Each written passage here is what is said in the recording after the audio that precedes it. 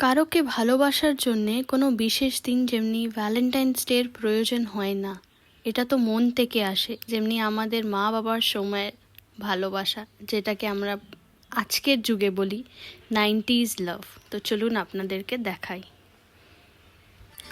বাবা যখনই দেখতো মা আমাদেরকে স্কুলে পাঠাবার জন্যে রেডি করতে বিজি, তখন বাবা চুপি চুপি রান্নাঘরে গিয়ে নিজেই চা বানিয়ে আর আমাদের জন্য দুধ ফুটিয়ে নিয়ে আসতো।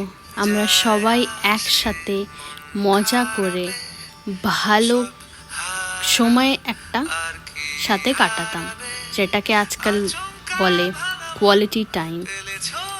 কিন্তু আজকালের মানুষদের মধ্যে না ওই মনের ভাব নেই।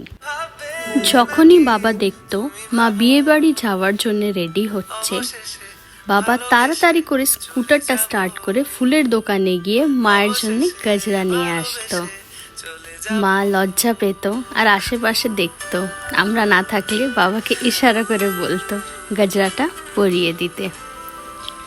ভালোবাসায় একটু এফার্টস আপনার প্রয়োজনের মুখে অনেক বড় স্মাইল নিয়ে আসে।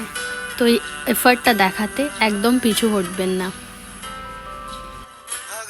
উইকেন্ডে অফিস থেকে ফেরার সময় বাবা মার জন্যে লাল রেশমি চুড়ি কিনে আনতো, আর ওই চুড়িটা পরে মার কি খুশি হতো বাবাকে যখন দেখাতো। বাবা তো একদম ঘায়েল হয়ে যেত।